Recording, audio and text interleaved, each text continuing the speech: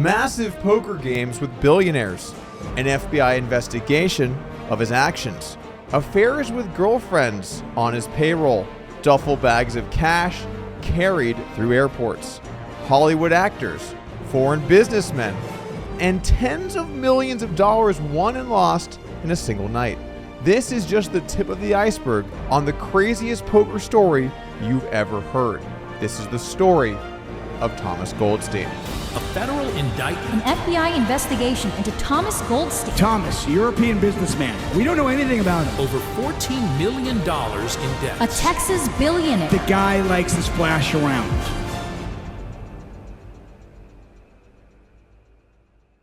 I've seen some shit in poker over the years, but this story might just take the cake. And of course, I'm talking about the Tom Goldstein story that came to light via this 50-page court document in the United States District Court for the District of Maryland. Thomas C. Goldstein, the defendant, is versus the United States of America. When you have a court case and it's you against the United States of America, it's bad. It's pretty bad. Now, we're not going to read all 50 pages of this. Luckily, I spent my time going through to get some of the best bits, and we're going to go through some general ideas, some funny stories, some high stakes stuff. We're gonna break this one down. But I can just say, on the whole, this shit's crazy. Brief background on Tom Goldstein, though, before we jump into this, so you can understand the gravity of the situation that we're talking about here. This is not just some random guy. This is one of the most accomplished attorneys in America.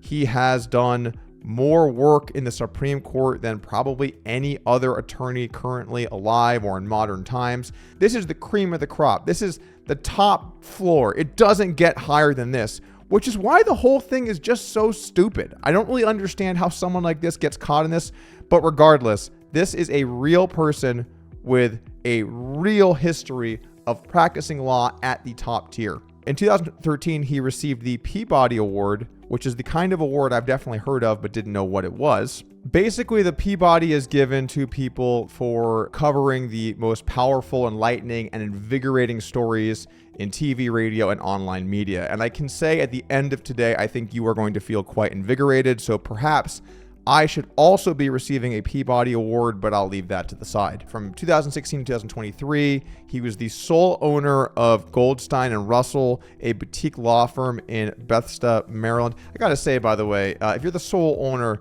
sounds like Russell's getting kind of screwed here, but whatever it is, he was the sole owner of this G&R boutique firm, a firm that comes up quite a lot over the course of this document. It starts to get interesting quickly here, where apparently, according to the structure that Goldstein created, maintained, and oversaw, G&R did not employ an in-house accountant or bookkeeper. Rather, limited record-keeping functions were carried out by G&R's firm manager, who was typically a recent college graduate with no formal accounting or bookkeeping experience, and whose responsibilities also included, among other things, picking up his dry cleaning, taking his vehicles in, maintenance, stuff like that. So already getting a little bit strange. Attorneys, in my experience, they tend to know every minute of every day because I get billed for them. You know, that's why we all love attorneys. Can you imagine a world without lawyers? In addition to the legal work he performed at G&R, Goldstein was also an ultra high stakes poker player. And I'm just tilted because now we have a new term. How many of these terms are we going to have? Nosebleeds, high stakes, super high rollers, super high rollers, super ultra high rollers, ultra super high stakes rollers, high stakes rollers, roller skates, roller stakes, skates on rollers, rollers at ultra high stake. Guys, the terminology needs some standardization.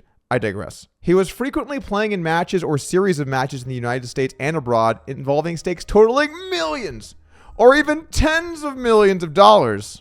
Now it starts to get good. Goldstein also funded his poker activities by borrowing millions of dollars. In early 2014, Goldstein approached a California-based businessman for whom he had performed legal work through G&R, seeking to borrow $10 million to fund Goldstein's gambling activity. The businessman, a billionaire, quote, California businessman, agreed to do so, but required him to sign a promissory note, memorializing the loan and Goldstein's obligation to repay. Okay, so now we've got loans. We were borrowing money. We're gambling high stakes. This was a $10 million loan that he was obligated to repay. Between March 14th and November 2016, Goldstein borrowed over $9.5 million, getting a little close to the ceiling there, most of which he lost in poker matches during that period. I'd like to stop and hone in on that. He lost $9.5 million in these matches over a couple of years. Now, it is a couple of years, and stakes can get ultra high, but this guy was clearly degenerating hard here because he's taking out a loan for $10 million and just gambling it away. And obviously, if he could afford to pay this money, he would be doing so. So this is just a year or two after he won that Peabody Award. Now this guy is gambling at super high stakes. He's clearly got his life on the line. And yeah, you can see this is going to be headed in a not good direction. By the end of 2022, he still owed more than $8.89 million on the note. So basically, he's run up this huge tab and he is still yet to pay it as of 2022, although it has been a few years. With that out of the way, now we can go ahead and get into what is just a really strange sex agreement here, but we gotta cover it. So between 2016 and 2022, Goldstein was involved in or pursued intimate personal relationships with at least a dozen women, transferring hundreds of thousands of dollars to them from his financial accounts or joint bank accounts he set up with the women and paying for travel, etc. To supplement or supplant payments he was making personal to the three women and to pursue an intimate relationship with a fourth woman, he caused the four women to be nominally hired as employees of GNR at various points in 2018. That arrangement, Goldstein explained to the women, allowed the women to be paid by GNR and obtain health insurance under GNR's policy for which GNR paid their premiums. A lot to unpack here on that one. So to start off with, putting these people on the company payroll is just a bold move. It's just a bold move. It's an unnecessary move.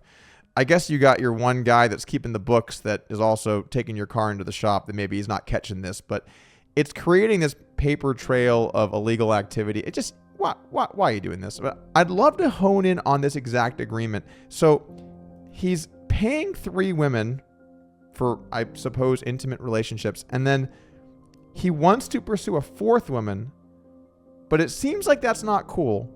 So they agree to all be hired by his company so that they can get health insurance.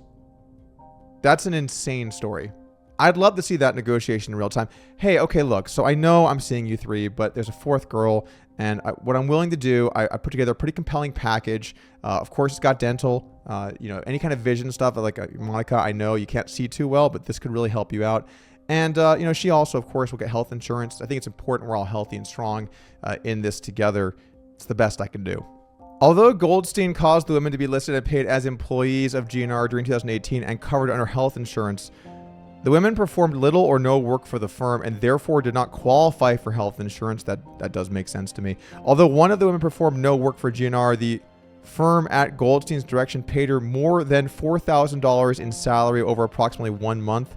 That's a weird tidbit. $4,000. This guy's playing for millions of dollars. He's representing the top cases of the Supreme Court.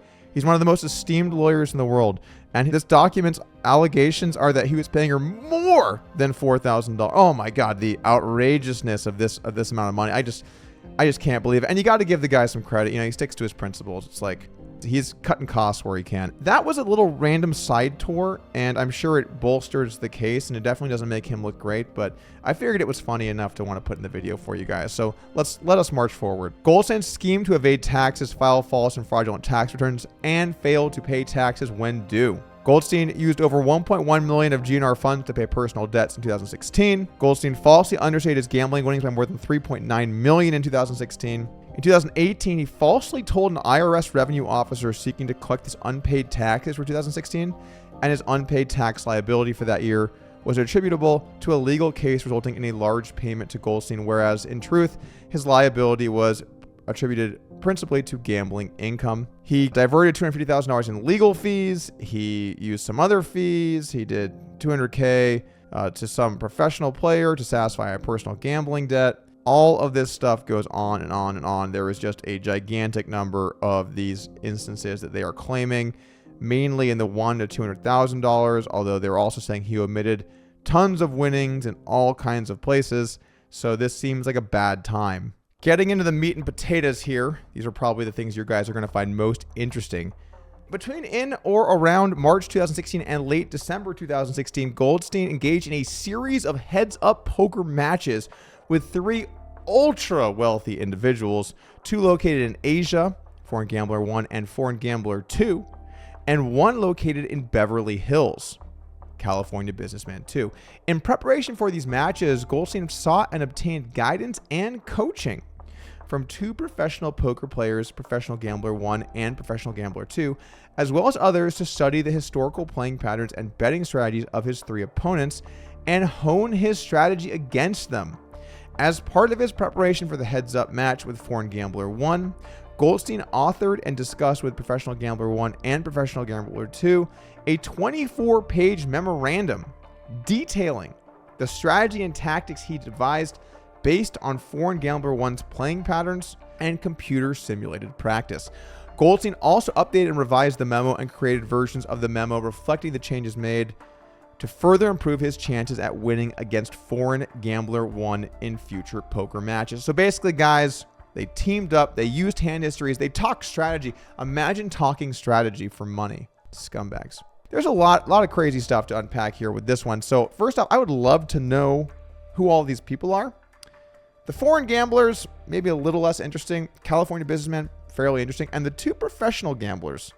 How did the 2 professional gamblers end up in this situation? I would love to see that 24-page memorandum. I'm sure they had some real strong, tight pre-flop ranges. I'm sure they had a really robust post-flop strategy, including some texture-based stuff and some specific bet sizes, making sure that they hit their thresholds on their success rate, because that's what it takes to win playing heads up no limit, which is why you need the end boss system, brought to you by upswingpoker.com. Head on over now and learn to be the best heads up player you can by executing my strategy. It's not going to get you into this game because, frankly, I don't know how you get into this game, but it will win in any game you play. Head on over now, upswingpoker.com. Sorry, guys, I just have to do it. Anyway, back to the story. Goldstein's series of poker matches against Foreign Gambler 1, which took place in or around September 2016 in Asia, resulted in Goldstein winning approximately 107 million Hong Kong dollars, which were then worth approximately $13.8 million. Shortly after his final match against Foreign Gambler 1, on or about September 11, 2016, Goldstein sent a text to both Professional Gambler 1 and Professional Gambler 2, each of whom had a piece. He confirmed his winnings against Foreign Gambler 1 as a part of his effort to set up his match with California Businessman 2. He sent a text in September 2016 to California Businessman 2 stating he was up $14 million against the big foreign player and that those winnings were all available immediately for poker matches with California Businessman 2. So we have one of the most high-powered attorneys in the country texting the results of matches of which he will owe taxes on, and then failing to file or pay those taxes. What are you doing, bro? You're not going to use Signal or an encrypted message. You're just going to send that shit over SMS. Yo, bro, breaking the law. What up? Getting paid, dog. Like, this guy is supposed to be a legitimate person. What is going on? Could you ever imagine a world where those texts could be subpoenaed and you're going to take that in? I don't get why people send those kinds of messages over text. Like, yeah, I'm just going to do this illegal activity. I'm like, have a good time. Enjoy yourself. It's just so dumb from someone that you would anticipate is just so smart. It's, how did this happen? I'm starting to not like lawyers. Also funny about this, he's using winning this match to set up his next match. So he's texting somebody that he's going to try to beat for a lot of money, saying, bringing it all down to LA so that I can beat you up in some home games, bro. Looking forward to hanging out. Goldstein's series of poker matches against California Businessman 2 occurred in the Beverly Hills home of California Businessman 2 in November and December 2016. Those matches, some of which were attended by Professional Gambler 2, resulted in Goldstein winning $26.4 million American. United States of America dollars. Wow. Which California Businessman 2 sent to Goldstein's gambling account in 2 wire transfers in November. And that's, you know what, guys? That's it. I have decided I'm going to play poker for a living. I mean, it's hard to argue with this. Where do I sign up? I'd love to just get in. Does a California Gambling Businessman 2 have a phone number? I could do email. I'm free. Let me look at my calendar. Yep, it's all free. pretty much any day of the week. Most months look good. Why is my phone not ringing? That is a crazy amount of money to win in some matches at someone's house. I've never heard of anything like that. That is insanity. And the guy paid, sent the wires. So he was a man of his word and sent it out. So now Goldstein's on top of the world. We're looking at a $40 million win. He's got to pay out a few people, some small pieces. Goldstein's series of matches with Foreign Gambler 2 occurred in or around December 2016 in Asia. This is a very busy time of the year for Goldstein. Must not have had too many court cases going on during this, and occasionally involved another foreign gambler. In heads-up matches against Foreign Gambler 2, Goldstein won approximately 69 million Hong Kong dollars, which were then worth over 8.8 million. This guy's up $50 million in a few months of heads-up matches. Way to just like put my entire career to shame, my lord. In confirming his winnings to Professional Gambler 2, who had 2% piece of Goldstein, Goldstein sent a text stating he'd be paying him 2% of 69, which according to Goldstein equated to $178,000 on the then existing exchange rate. On December 23rd, Goldstein wired him that money. So this is basically just proof that you've made the money via your text and your bank wires. I don't see how you get out of this if you did not pay the taxes on that. Why did you not have a really good tax person that was in charge of this and then pay the money that you obviously owe? This is just baffling. This is baffling. That same day, he also wired $403,000 to Professional Gambler 1, who had a 5% piece. So he basically had 93% of the gigantic win here. All right. In a text sent out to the professional gamblers, oh my God, if those guys came forward, it would be the best. That's an open invite, by the way. Come on down to the Doug Polk podcast, and we will talk about this, professional gamblers. Goldstein calculated the win rate from his poker matches against the 3 targets. Our average win rate was $660,000 per hour over an extended period of 77 hours. $660,000 per hour, guys. Per hour. My God. Which equated to gross winnings of $50.8 million. In formulating the win in other terms, he texted, our average was plus 4.6 per session, and that means million. Over 11 sessions, a formulation that equated to $50.9 million. That is incredible. That's got to be the biggest win. I can't say ever. I don't know all the games that have existed, but it's got to be one of the biggest wins anyone's ever had. I mean, it's just madness. That's complete madness. Goldstein failed to report any of his winnings from the poker matches against Foreign Gambler 1 and Foreign Gambler 2, as well as millions of dollars in gambling winnings from California Businessman 2 on his 2016 Form 1040. Goldstein also failed to report on that form $100K in gambling winnings from a separate poker match with Professional Gambler 1. So now they're just duking it out. And $200,000 in gambling winnings from a poker match involving a California entertainer. That also could be a great person to know. I guess we're never going to know. Okay, so to sum this up, we've got $50 million in gambling winnings from high-stakes heads-up matches, of which he did not pay any money in taxes. That's going to do it. Unfortunately, our friend Tom Goldstein, he had another serious issue.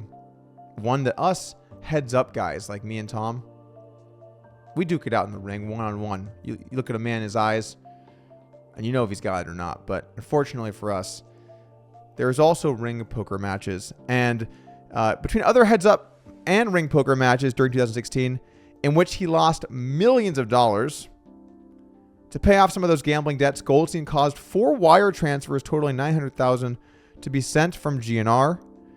Goldstein also caused wires transfers in the amounts of $200,000 and $100,000 to be sent from GNR bank account to California Businessman 1 to pay down the note. Oh, I forgot about the note. Wait, why are we not paying off the note? Hold on. Let's take a stop here. Yeah, what the heck? In 2014, he took out this loan, and then he wins all this money, and he didn't pay the loan back. What a true fucking degenerate. You're up $40-something million, and you owe a guy 8, and you're like, nah, we're going to let it ride, man. We got this. We've got more games to play. That is some degenerate shit. Unfortunately for Goldstein, in 2017, things took a turn, and in a match with California Businessman 3, he lost $9.5 million, and no one staked or bought a piece of him in the matches. He was responsible for paying the entire loss to California Businessman 3. To fund his continued participation in poker matches against California Businessman 3, Goldstein engineered 2 illicit and fraudulent schemes that were made possible by his ownership and control of GNR. Here it goes through some of the things he did to find ways to pay this guy. I don't think it's that interesting. You can imagine that firm money was getting commingled around wherever made the most sense.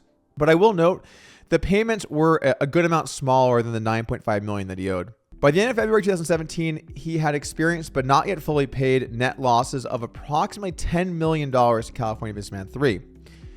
In early March 2017, he continued to playing the series of heads-up matches with California Businessman 3 to help satisfy a $500K poker debt stemming from an early March 2017 match against California Businessman 3. Goldstein and by the way, this is one of the most fucked up things he did, frankly, but he basically contacted someone at law firm 2 and asked a partner if he was interested in investing in one of his poker matches. However, that match had already been played. When sending the email, Goldstein did not reveal that over the preceding months, he had already lost $10 million. In addition, Goldstein falsely implied the $500,000 investment was seeking to fund a future match rather than pay an existing debt. I find this whole thing confusing. He has won so much money and been sent all this money. And now, when he loses, he's scrounging up money where he can and scamming people for 5% of the bet. It's just a weird thing. It makes me feel like there's other stuff going on that these guys did not really find out about, whether it was masked through cryptocurrency or other poker games or cash or whatnot. But it's just very strange to have won this much money, have this much money, and then just be so aggressive in trying to scam people at other law firms for $500K. It's just craziness. So the guy agreed to invest $500,000 in the match. He wired the money directly to the guy he lost. Although Goldstein won a small number of poker matches against California Businessman 3 between late 2016 and mid 2017, which resulted in Goldstein sending to law firm 2-3 investment return payments totaling $91,000 from his personal bank account. The overall result of the matches during that period was Goldstein lost more than $16 million to this one guy. What a great spot for that guy, my God. Moreover, although the investment return payments sent by Goldstein initially led law firm 2 to tell Goldstein that he could continue to use his invested funds, by fall 2017, he demanded Goldstein fully repay the $500,000 investment. You probably don't want to be upsetting people at other law firms. Those guys can be litigious. Skipping past some of the more boring details, in October 2018, Goldstein traveled to Macau where he collected approximately $1 million in income from foreign gambler 3 or his associate. Soon after, Goldstein flew from Hong Kong to Dulles International Airport carrying a duffel bag containing approximately $968,000 in US dollars. I don't know why I find this so funny, but just picturing this guy with $1 million in duffel bags at customs is just incredible. I mean, this feels like it's just made up. This could be a movie. I know just what I'd call it. Flounders. Is Matt Damon available? Moving on back to the match with California Businessman 3, who really is the big winner in this entire thing. By mid-2018, Goldstein still owed him approximately $6 million in connection with their heads-up poker matches that ended in mid-2017.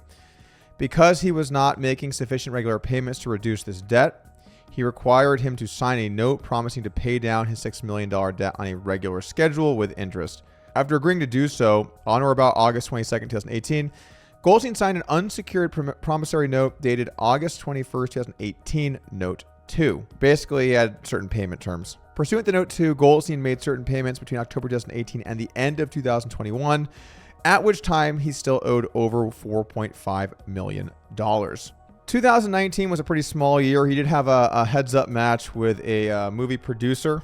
It'd be cool to know who that is. Another person that's welcome to come out on the pod. Things seem to be relatively low-key for a year or two here, and then it ramps up in a big way. We're back. And on December 19th, 2019, a Texas-based billionaire with a B engaged in a heads-up poker match in Dallas, Texas against a California-based actor. So we have a businessman versus actor. The match had been set up by the producer, the guy that Goldstein had lost to recently, who bought a 50% piece of the actor in the match. Man, we've got some real interesting staking arrangements going on here. In addition to his wagering with the actor, the Texas businessman also placed side bets with other poker players that he would prevail in his match against the actor. Who do you guys think this billionaire is? Not many billionaires in Texas, especially not ones that play poker. The actor won over $15.6 million in December 2019 in the poker match with the Texas businessman. The Texas businessman failed to timely pay the actor, and the side bettors, to whom the Texas businessman separately owed hundreds of thousands of dollars to, or rather, they're saying that he failed to pay both of them. The failure to pay continued into 2021. Although in the interim, the Texas businessman proposed to the actor and side bettors a settlement of his poker debts that involved paying an amount significantly less than what he actually owed. So the cliff notes here are, guys, a billionaire trying to not pay his fair share. A story we've never heard before. In fact, I'm a little surprised no one's brought this to social media. I can't think of any billionaires that get people riled up. People are really cool with billionaires. They like billionaires. They, generally speaking, think that they get a bad shake on things, and I think mainly want them to pay lower taxes. In or about 2021, the actor who refused to agree to a reduction of the amount owed, and good for this guy. You know, this isn't acting. This is real. Or, well, I guess you would say acting is real, but, you know, if you're going to lie, I guess just do it at your day job. The actor retained Goldstein. Oh, this is an interesting turn. Now he's hiring Goldstein to serve as his legal representative in his efforts to secure full payment of the poker debt owed to him. In connection with his retention of Goldstein, the actor and Goldstein exchanged a series of emails and texts, of course, because that's how we do business. We put everything on text, regarding how much Goldstein and GNR would be paid, including a discussion of work that GNR had already spent on the matter.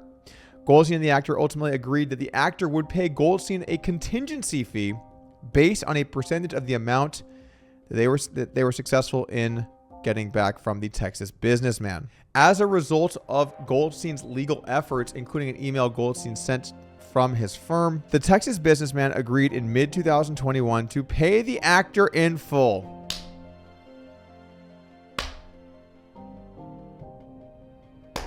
I'm just so happy for all of the people involved here. Accordingly, on June 21st, the Texas businessman caused $7.8 million to be wired to the actor, representing payment in full, less the 50% piece owed to the producer. Pursuant to his agreement with Goldstein, the actor owed a fee of $500,000. Rather than directing the actor to transfer this fee income to GNR, Goldstein directed the actor to transfer the fee to California Businessman 3. Man, California Businessman 3, he's got his guy working. He's like, you're working the streets tonight, my friend Goldstein. I got to get paid. We got interest. It's racking up. During tax year 2021, Goldstein maintained two cryptocurrency. Oh, God, we have cryptocurrency, guys. We got some Bitcoin. We got some Tether.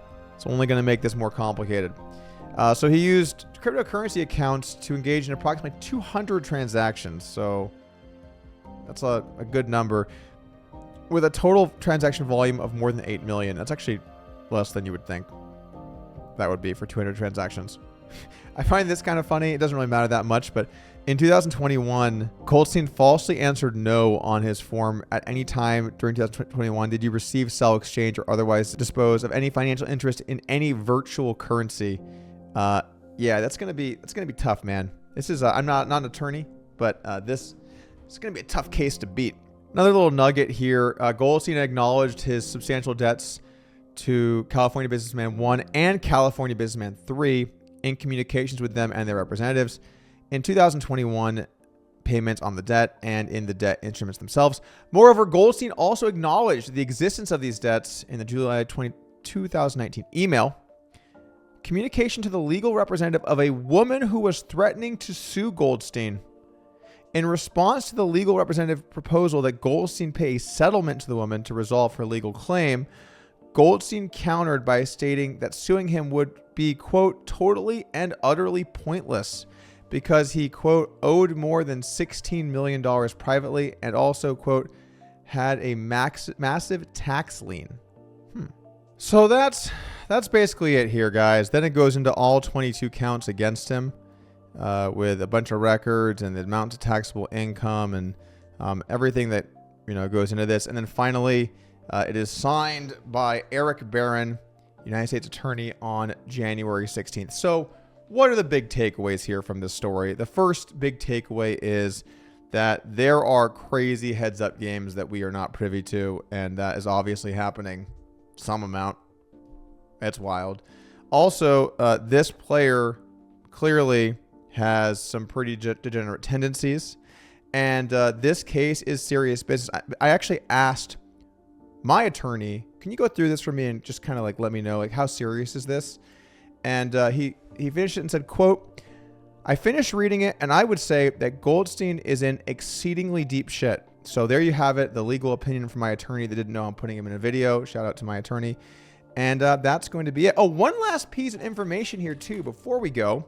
A fascinating piece from Poker News covering the story, breaking down what's going on. Nice little synopsis. I'll put a link in the description below. But apparently, Goldstein also played in the Hustler $1 Million game. Goldstein was the mystery poker player known only as Thomas, who took part in last year's Hustler Casino Live $1 Million game. Poker News learned from someone familiar with the game. That's cryptic. During the high-stakes game that attracted hundreds of thousands of viewers, Goldstein played an infamous hand where he rivered a straight and mucked the winning hand to surrender a $540,000. Oh, I remember that. $500,000 pot he would have just won, but he threw the cards away. That could have been a nice down payment for California Businessman 1 or 3. Also makes you wonder how soft were these games where he was winning $50 million. I mean, my God, we're just mucking hands at Showdown. Anyway, guys, that's going to be it for me. I hope you enjoyed this breakdown of one of the most titillating stories of what will likely be the year or the next few years. It'll be interesting to see how this court case goes. I don't know what the punishment is for rich people that commit financial crimes, so I assume we're going to see him back soon. Nice soft landing there for Tomas. And it's going to do it, guys. So that's going to be it for me. Like this video. If you enjoyed the breakdown, please thumbs up, subscribe, show some love. I'm going to be doing some more content lately. And got some other good stories to cover. So looking forward to it. See you guys later. Thanks. Peace.